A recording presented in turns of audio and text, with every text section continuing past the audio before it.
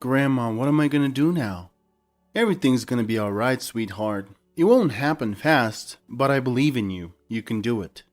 Those were some final words grandmother said before passing away. Melissa was sad and tears were falling down her face as she looked at her grandma. God had taken her. Melissa and her grandma had been living together since Melissa was born. Melissa didn't know her parents and never asked her grandma about them because she didn't want to make her grandma sad. Melissa also thought that her grandma didn't want to talk about her parents. Melissa always felt like her parents left her behind, maybe because they had different priorities in life. Melissa's grandmother had many visitors, both nice and not so nice. Whenever they came to visit, Melissa would stay in her room and wait for them to leave. She understood that she couldn't interrupt them because her grandmother was helping them. As time went by, Melissa grew older, and when she turned 12, she began to comprehend the world a little more. She realized that the world was different from what she had thought. Melissa believed that her grandmother knew many things that other people didn't know. As she grew older, she also began to understand those things, and it scared her. Melissa would sometimes cry in her room because of what she was seeing and comprehending. Melissa was crying again in her room when her grandma heard her. She came to her room quietly and asked if she was okay before entering. Melissa said yes and allowed her grandma to come in. "Hey, sweetie, what's wrong? I've been hearing you cry more often lately. Are you okay, darling?" "I'm scared, Grandma." "What are you scared of, honey?" Grandma asked.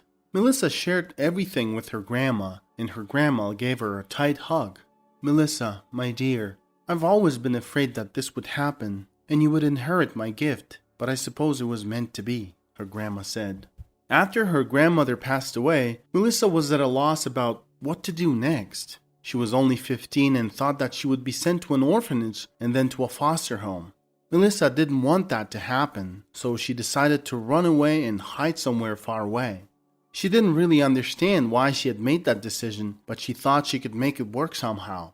Mr. Wesley Harris gave his daughter a kiss on the forehead and said he would try to come home earlier.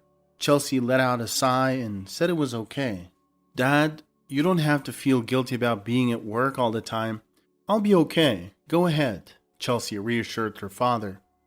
"We could do a movie night tonight. Do you want to pick something fun?" Wesley asked, trying to cheer her up. "It's okay, Dad. Don't worry. I'll be fine." "Actually, I wanted to talk to you about something," Chelsea added. "What is it, sweetheart?" Mr. Harris asked. "Do you think we can try to find someone?" "Honey, are you sure?" her father asked with concern. Chelsea didn't want her father to hire a caregiver who would only provide routine medical treatments and treat her like a baby. Instead, she wanted someone who can just talk with her. She also asked not to consider the agencies. "What's up with the nurses from the agencies?" "Dad, they're not real. They're like machines, They act according to all the rules and instructions. I'm not connecting with them. They're just cold." Wesley kissed his daughter once again and said he will try to figure something out. Wesley was going to work and thinking that life is really weird. About 5 years ago, he had a family that was very happy. But now, his wife passed away in a car accident and his daughter is very sick and can't get out of bed. Wesley's spending a lot of money on her medicine, but her health is getting worse every day. The doctors are not optimistic about her condition and are saying that her illness is getting worse. At first, it wasn't so frightening. Chelsea received treatment and was living like any other child. She still needed to take medicine, but nobody was aware of it. At some point, everything changed for the worse. Chelsea began losing weight quickly and became very feeble. It's been a year and she barely leaves her bed. Sometimes she can sit up by leaning on soft pillows. Recently, she has been experiencing more pain. Every time Wesley saw his daughter in pain, his heart ached. He felt helpless and had been struggling to deal with it. Although doctors have prescribed some painkillers, they didn't seem to last long, and Chelsea was becoming more tolerant to stronger painkillers. Wesley pulled up to the parking lot outside of his office. "Mr. Harris, do you think I could go earlier today? My wife is getting discharged from the maternity ward today." Wesley's driver was looking at him through the rear view mirror. "Oh wow, congratulations." "Yeah, sure, go right ahead. Let me know if you need anything." "All good, sir. Thanks."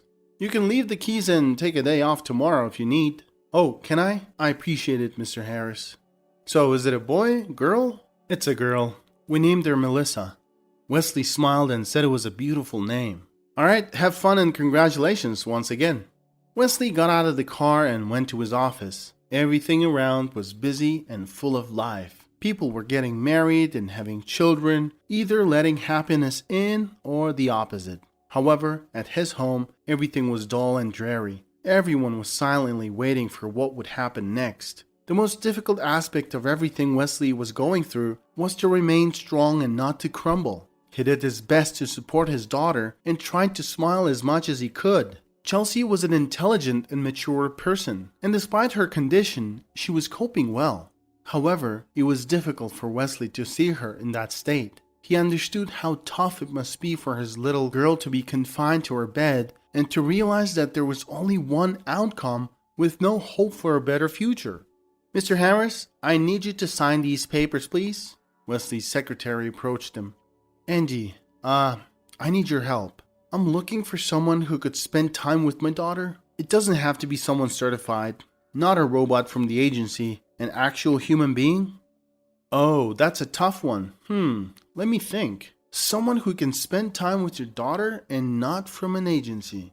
I guess you could try someone her age or, I don't know, someone who needs a place to stay maybe? Yeah, I guess we can try that. Alright, give me your papers to sign.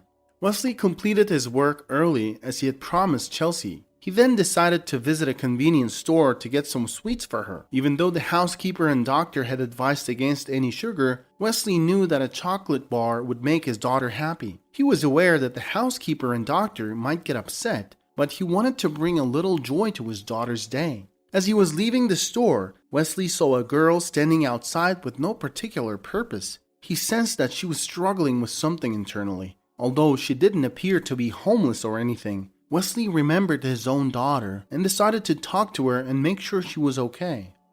Excuse me, do you need any help? At first, the girl was scared, but then she smiled. She apologized and asked if she could have some spare change. She explained that she had run out of money and was feeling hungry. Wesley glanced around and noticed a nearby restaurant. There is a restaurant? Can I buy you some food? Thank you so much, sir. This is really embarrassing. No, you're fine. Don't worry. While on his way to the restaurant, Wesley was contemplating the girl's age. She appeared to be around 15-16 years old, just like his daughter. However, her eyes made her seem much more mature than her age. The girl was eating everything that Wesley had bought her. She was so famished that her eating made Wesley feel hungry too. At that instant, he realized that he could ask her to come with him to meet his daughter. I'm sorry, I didn't even ask your name. I'm Melissa. Melissa, where are your parents? Do you live with them? Melissa immediately stopped. I don't really know them. I used to live with my grandma at the trailer park. When she passed away 7 months ago, I moved to the city. So, do you have a place to stay? Melissa just shrugged her shoulders. I had been staying with my grandma's old friend for 5 months. I was helping out at home, cleaning, cooking and stuff, until her children took her to their home in another city. So you're saying you've got nowhere to go? I guess no. Would you like to live in our house? I have a daughter. Is she sick? How do you know? Wesley was alarmed. Melissa saw that Wesley was confused and figured she had to say something. Well, you looked tired, and as soon as I mentioned I was taking care of my grandma's friend, you instantly lit up. Then you said you had a daughter, and that's how I figured. You're quite smart. How old are you? I'll be 16 in a week. Do you have any papers with you? They're in the mall not far from here. A kind janitor let me store my things in the closet there. I help him mop the floor sometimes, and he lets me stay there. Wesley was thinking. He liked Melissa. So, what do you think? Do you want to move in with us? I mean, please don't get me wrong. We've got a nurse and a housekeeper. It's just my daughter needs someone to talk to, that's all. I understand. Yeah, I can do that. You don't even know me. You just agreed to go with me. Don't worry, I know you're telling the truth. How much do you think I should pay you? Sir, you don't have to pay either. Wesley thought Melissa was very innocent and genuine. They were in a car driving past the bright lights of the city, and Melissa was gazing out the window. Wesley saw this as an opportunity to discuss his daughter. So, Melissa, let me tell you about Chelsea. You don't really have to. If she wants to, she'll share her story with me when she's ready. Wesley agreed with a nod. He was still perplexed and curious about where Melissa had actually come from. When they got to his house, Wesley first showed Melissa her bedroom. She really liked it. It's beautiful. I've never had a bed like that. Make yourself at home. You can unpack while I step out for a bit. Melissa was thrilled with her own bedroom. She meticulously unpacked her belongings and arranged her clothes tidily in the closet. After finishing, Melissa silently left her room and walked into the hallway where Wesley was walking towards her. He stopped and said that it was time for her to meet Chelsea. Chelsea was sitting in her bed, looking out the window. "Hey, honey." Chelsea slowly turned around and smiled. "Hey, Dad." "Melissa, this is my daughter, Chelsea. And Chelsea, this is Melissa." Chelsea was looking at Melissa with great interest. "Nice to meet you, Melissa. She's a really nice young lady. I'm sure you will get along well and make really good friends," Wesley added. "Alright, you two go ahead and get to know each other. I'll go change." Melissa slowly walked over to Chelsea's bed and looked at her without saying anything. "Hi," she said. "Hi," Chelsea replied. Chelsea could feel that Melissa was looking deep into her soul. She had a weird feeling. Chelsea was a bit frightened and looked at Melissa, but then Melissa smiled. "Don't be scared. Everything's gonna be alright." Gradually, the awkward tension between them subsided and they started talking. By the time Wesley came back, Chelsea was laughing. As he walked in and saw them, he froze. He hadn't seen her beaming and heard this laughter for the last couple of years. Melissa was telling her how her grandma would have herbal teas every time to make her memory better. She kept losing her shiny things and thought that she was forgetting them somewhere, and it turned out a magpie was flying in and stealing them. "Are you guys having fun?" Chelsea turned to her dad and said, "We are, Dad." Wesley said that dinner will be ready in an hour. He was expecting a refusal from his daughter as usual. This time Chelsea said, "Dad, do you think we can move my bed to the kitchen? I want to eat there." Wesley was shocked. "Of course, honey, let me get the chair instead." They had purchased a special chair for her a long time ago, but Chelsea never used it. She had totally been against it. Wesley instructed the housekeeper to prepare a table for 3 people, which surprised her. However, when she noticed Chelsea chatting animatedly with another girl, she quickly got to work. Chelsea couldn't eat a lot, but she had a hearty appetite. It was peculiar and uncommon. It was the first time she ate well. For a brief moment, Wesley began to question what the doctors had told him, but he realized that doctors from 3 different countries can be wrong at the same time. Before going to bed, Melissa noticed that Chelsea was curled up in pain. "Melissa, can you call the housekeeper? I need a shot." But Melissa walked up to Chelsea and put her palm on top of her head. After a minute, Chelsea began to feel that the pain was subsiding. She had never felt anything like that before. She wanted to ask how Chelsea was doing that, but she couldn't. Her eyes were drooping and she felt like she was falling asleep. Melissa stood up to shut the door and saw the housekeeper hurrying to give Chelsea a shot. "Excuse me, ma'am. She's better. She fell asleep."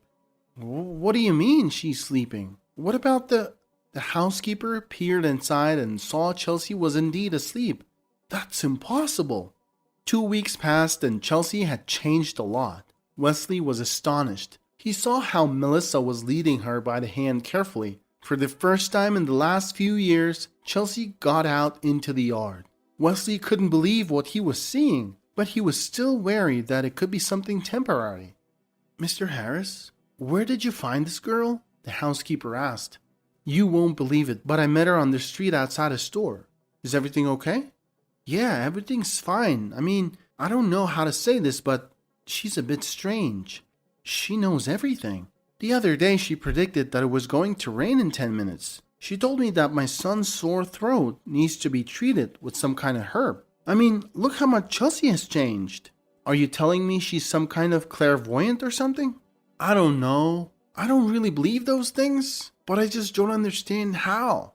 Wesley smiled, but he agreed with the housekeeper. Melissa had a piercing gaze. In the morning, Wesley was getting ready for work. Melissa walked out to him from her room. "Mr. Harris, do you have to go to work today?" "Yes. Is everything okay?" "Can you stay home today, please?" "Why, Melissa? What's going on?" "I have a lot of things to do at the office." Melissa kept begging him not to go anywhere and tell his driver to stay in the city today. Wesley didn't know why he agreed to listen to her in the end. He decided he could probably work from home today. When he turned on the TV, he saw that there was a terrible accident on the highway involving a dozen cars.